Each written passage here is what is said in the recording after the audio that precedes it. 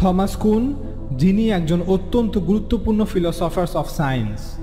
Structure of scientific রেভলিউশনে দেখান যে কিভাবে বিজ্ঞান বিভিন্ন সময় একাধিক প্যারাডাইম শিফটের মধ্য দিয়ে গিয়েছে। প্যারাডাইম শিফট হচ্ছে যখন কোনো একটি পর্যবেক্ষণকে দীর্ঘ সময় ধরে একভাবে ব্যাখ্যা করা হতো, কিন্তু পরবর্তীতে তার বিপরীত ব্যাখ্যাকেই সকলে গ্রহণযোগ্য বলে প্রমাণ করে বা দাবি করে, অর্থাৎ কোনো একটি বিষয়ে তার ওয়ার্ল্ড ভিউয়ের পরিবর্তন ঘটা। এর একটি ভালো উদাহরণ হচ্ছে নিউটনিয়ান থেকে আইনস্টাইনিয়ান ফিজিক্স। মহাকাশ সম্পর্কে, সময় সম্পর্কে, মাধ্যাকর্ষণ সম্পর্কে নিউটনের থিওরি, নিউটনের মডেল প্রায় 200 বছর কার্যকরী ছিল। স্যার আইজ্যাক নিউটন তার থিওরি অনুযায়ী নির্দিষ্ট কিছু ভবিষ্যৎবাণী করেছিলেন, যেগুলো পরবর্তীতে বারবার সত্য হিসেবে সাব্যস্ত হয়েছে এবং পর্যবেক্ষণের মাধ্যমে তা নিশ্চিত করা হয়েছে। কিন্তু এতটা সফল ও কার্যকরী হওয়া সত্ত্বেও আইনস্টাইন এসে পুরো প্যারাডাইম শিফট তৈরি করেছে। অ্যালবার্ট আইনস্টাইন এসে বলেন, নিউটন হয়তো 200 বছর ধরে সফলভাবে কার্যকরী ছিল, কিন্তু নিউটন শতভাগ ভুল ছিল। গ্র্যাভিটি কোনো পুলিং ফোর্স নয়, বরং একটি পুশিং ফোর্স, যা স্থান ও কালের বক্রতার ফলে ঘটে থাকে। অর্থাৎ নিউটন যা বলেছে তার পুরো উল্টো একটি থিওরি। এমনকি আইনস্টাইন আসার পর ম্যাসের ডেফিনেশনও পরিবর্তন হয়ে গিয়েছে। পূর্বে সবাই মনে করত ম্যাস বা ভর হচ্ছে an indicator of the amount of matter in an object, অর্থাৎ কোনো একটি অবজেক্টে কী পরিমাণ ম্যাটার আছে। অর্থাৎ এটা সন্দেহাতীতভাবেই প্রমাণিত যে নিউটনিয়ান মেকানিক্স ফান্ডামেন্টালি রং, কিন্তু তারপরও মহাবিশ্বের 99% ক্ষেত্রেই নিউটনের থিওরি, নিউটনের ল সঠিক এবং নিখুঁতভাবে কার্যকরী। একইভাবে নিউটনের থিওরির কারণে আগে মনে করা হতো সময় এবং স্থান অটল, অপরিবর্তনীয়, কিন্তু আইনস্টাইন তার থিওরি দিয়ে প্রমাণ করেন সময় এবং স্থান দুটোই ডাইনামিক, পরিবর্তনশীল। আমি যা প্রমাণ করতে চাচ্ছি তা হলো এই বেসিক ফান্ডামেন্টাল বিষয়গুলো যা মানুষ প্রায় 200-250 বছর আক্ষরিক অর্থেই সত্য বলে মেনে নিয়েছে, কিন্তু পরবর্তীতে তা অসত্য বলে প্রমাণিত হয়েছে। আর এটাই বিজ্ঞানের সৌন্দর্য, কারণ বিজ্ঞান এভাবেই কাজ করে।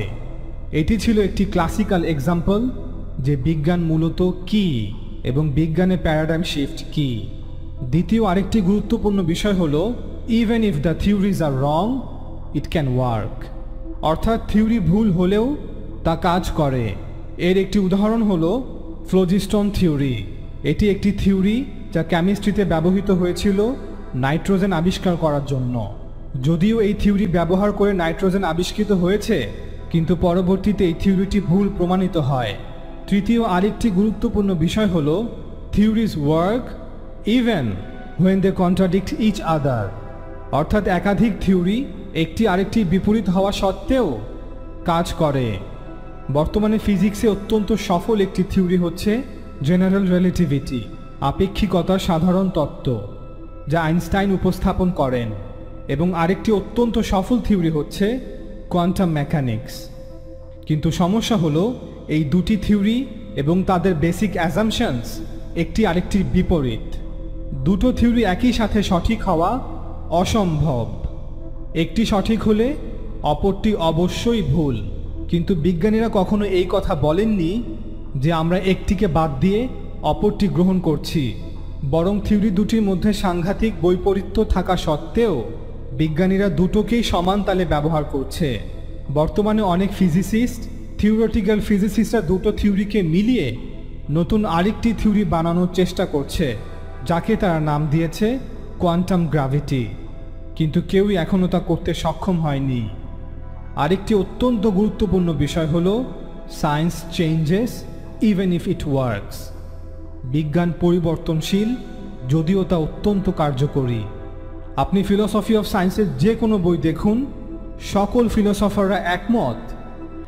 অক্সফোর্ড ইউনিভার্সিটি প্রকাশিত বই philosophy of science a very short introduction অনুযায়ী, historically there are many cases of theories that we now believe to be false but that were empirically quite successful.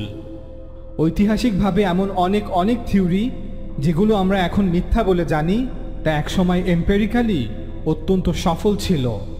Cambridge university প্রকাশিত বই evidence and evolution অনুযায়ী the best that scientist can do at any time to render comparative judgements between theories. বিজ্ঞানীরা সর্বোচ্চ যা করতে পারে তা হলো তুলনামূলক সিদ্ধান্ত নেয়া একের অধিক থিওরির মধ্য থেকে। অক্সফোর্ড ইউনিভার্সিটি প্রকাশিত আরেকটি বই ফিলোসফি অফ সায়েন্স আর নিউ ইন্ট্রোডাকশনে বলা হয়েছে, science is revisable, hence to talk of scientific proof is dangerous because the term fosters the idea of conclusion that are graven in stone. বিজ্ঞান সবসময় পুনঃপরীক্ষণযোগ্য বা পুনর্বিবেচনাযোগ্য, অতএব বৈজ্ঞানিক প্রমাণের দাবি করা অত্যন্ত বিপজ্জনক, কারণ বিজ্ঞানের ফলাফল কোনো পাথরে খোদাই করা বিষয় নয় যে ভবিষ্যতে তা আর কখনোই পরিবর্তিত হবে না।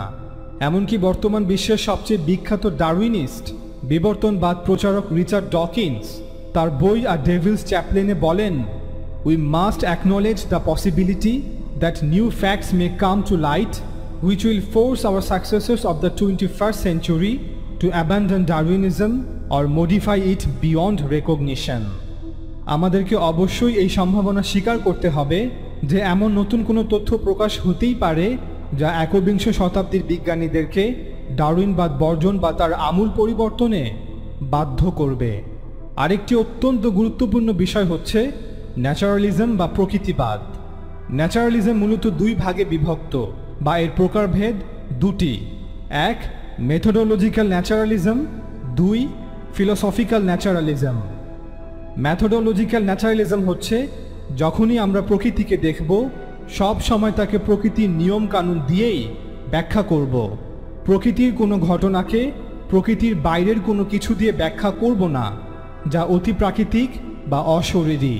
এবং ফিলোসফিক্যাল ন্যাচারালিজম হচ্ছে যখন কোনো ব্যক্তি বা দল এটা বিশ্বাস করে যে প্রকৃতির বাহিরে বা বস্তু জগতের বাহিরে কোনো কিছুই নেই, অস্তিত্ব শুধুমাত্র বস্তু জগতের, বস্তু জগৎ ব্যতীত কোনো কিছু নেই, অতি প্রাকৃতিক, অশরীরী বা আমাদের অভিজ্ঞতার বাহিরে কোনো কিছুর অস্তিত্ব নেই, বস্তুই হচ্ছে আদি এবং বস্তুই হচ্ছে প্রথম। অর্থাৎ ফিলোসফিক্যাল ন্যাচারালিজম হচ্ছে বিশ্বাস এবং মেথোডোলজিক্যাল ন্যাচারালিজম হচ্ছে একটি ওয়ার্কিং অ্যাজাম্পশন ইন সায়েন্স, যা বিজ্ঞানীরা তাদের গবেষণা প্রকৃতিতে থাকা নিয়মকানুন আবিষ্কারে ব্যবহার করে থাকে।